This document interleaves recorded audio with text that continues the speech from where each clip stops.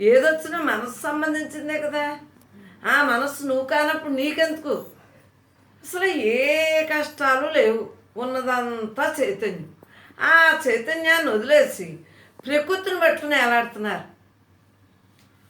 ప్రకృతి పరమాత్మ ఆడు సృష్టించుకున్నాడు, ఆడు బ్రహ్మము, ఆడు బ్రహ్మం నుంచి వచ్చినాడే ప్రకృతి. కానీ ఏమంటున్నారు? ప్రకృతిని మీరు జీవలక్షణంగా తీసేసుకుంటున్నారు. భగవంతుడు ఇచ్చిన ప్రకృతిని జీవలక్షణంగా తీసేసుకుని ఇదంతా అవునో కాదో అని మీ మనసుకు నచ్చినట్టు చేసేస్తున్నారు. అవ్వ బ్రహ్మం ఇదంతా. భగవంతుడు ఆధారంతో ప్రకృతి నిలబడతాం. నువ్వు నేను ఆకాశాన్ని నిచ్చిరేయగలవా? దానికి ఏదైనా స్లాబ్ ఉందా? ఏంటి ఇవన్నీ? ఏమీ తెలీదు, వాక్యాలు మాట్లాడద్దు. ఇవన్నీ మనసు లక్షణాలు కదా. మరి నువ్వెవరు? చైతన్యానం అయినప్పుడు చైతన్యం, ఆ చైతన్యంలోంచే ప్రకృతి పుట్టింది. అలా మనలోనే చైతన్యం, మనలోంచే ఊహలుగా వచ్చేస్తున్నాయి. దాన్ని అమలుపరుతున్నాం. మళ్ళీ ఆఖరికి ఆ చైతన్యంగానే మెలుగుతున్నాం. ఇది నిలవందే నాశనం అయ్యేదాన్ని ప్రకృతి అన్నాం. మనలోని నశించుతున్నాయి కదా విషయాలు.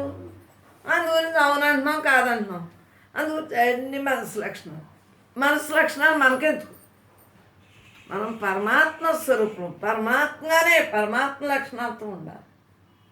అందుగురించి అవునన్నా కాదన్నా మనకెందుకు మనకెందుకు మనకెందుకు? దేహమే నువ్వు కానప్పుడు నీకెందుకే ఆ గొడవలన్నీ? దేహం నువ్వు అనుకుంటే పోనీ నీ అనుకోవచ్చు. నీ కాదంటున్నావు. సత్సంగానికి రాకముందు వేరు, సత్సంగానికి వచ్చి నీ అంటే ఎలా కుదురుతుంది? అన్ని విషయాలు అటు నువ్వు టచ్ చేసుకుంటే నీయే అవుతున్నాయి, మనసుకు అవుతుంది. అసలు మనస్సునే పట్టించుకోవట్లేదు. దేహం నువ్వు కాదు, నీ మనస్సు నువ్వు కాదు, ఇంకా నువ్వెవరు? పరమాత్మకి ఎన్నో ఉంటాయా? దాని నుంచి అన్నా చూస్తున్నారు కదా, అడికి ఏమంటుందని. నువ్వైనప్పుడు నీకేంటి అవన్నీ? అది మీరు ఇలాగా ఆలోచించినప్పుడు మీ మనస్సు రాహిత్యం చెందుతుంది. మీ మనస్సు మళ్ళీ పుట్టదు.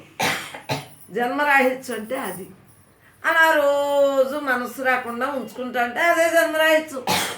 జీవించుండగానే మోక్షం అంటే అదే. మోక్షం అక్కడ రాదు.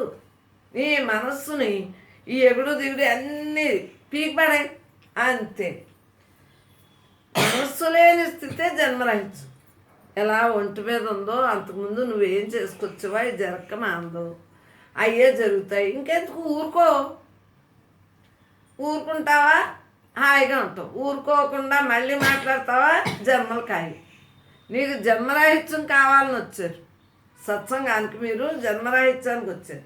మీరు మళ్ళీ పుడతారంటే మేము పుట్టం కాక అన్నారు కదా. మరి పుట్టం అన్నప్పుడు మనసు కూడా మీకెందుకే?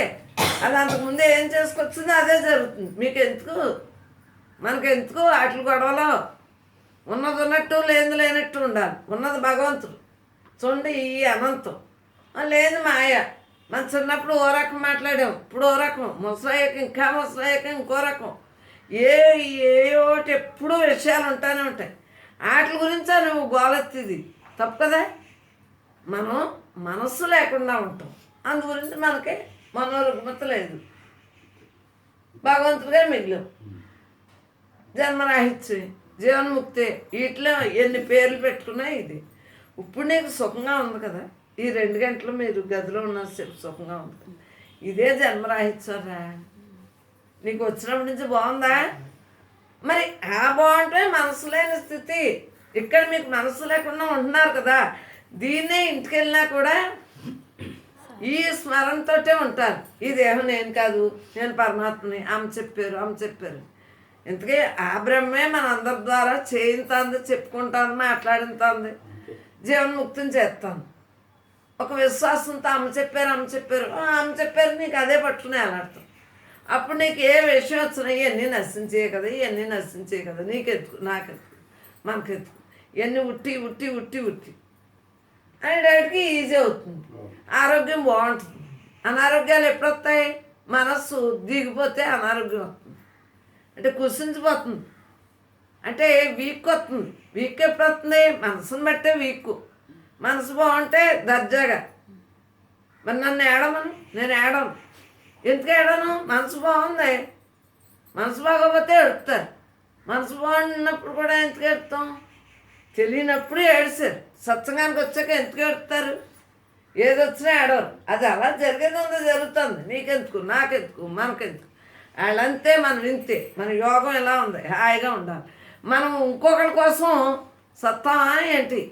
వాళ్ళందరూ అనేక జన్మల నుండి వాళ్ళు మనం అంతే. ఆ కనెక్షన్ నుండి ఇప్పుడు వచ్చాం. వాళ్ళెవడో మనం ఎవడో అంతకుముందు ఆ కనెక్షన్తో ఇప్పుడు మనం పుట్టాం. మనకి ఎందుకు ఈ గొడవలు? ఉన్నంతసేపు చూద్దాం, ఉన్నంతసేపు వాళ్ళతో మాట్లాడదాం, ఉందాం, హ్యాపీగా ఆనందంగా ఉందాం. అది అలా అనుకున్నప్పుడు ధీరత్వం వస్తుంది. ధీరుడుగా ఉండగలడు. చైతన్యం నాలో దేవుడు ఉన్నాడు. ధీరత్వం ఎప్పుడొస్తుంది? పరమాత్మగా ఉన్నప్పుడే ధీరత్వం వస్తుంది. లేకపోతే పిరుకోళ్ళ భయం, భ్రాంతులు ఏమైపోతామే? అనేక జన్మల్లో పుట్టినోళ్ళు చాలదా? అలాగే పుట్టడం, నశించడం అదే పెద్ద గొప్ప. మధ్యలో ఈ ఆటలోనే జీవన్ముక్త స్థితిని అందించుకోవాలి. పుట్టినోళ్ళు వెళ్ళమా? అదేదో పెద్ద గొప్ప.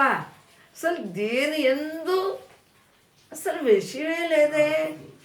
మీ భ్రాంతి వల్ల విషయాలుగా అనిపిస్తాను, తోస్తాను, తోపింపజేస్తాను మాయ. మాయలో ఉంటే అంతే. కాబట్టి ఇప్పుడు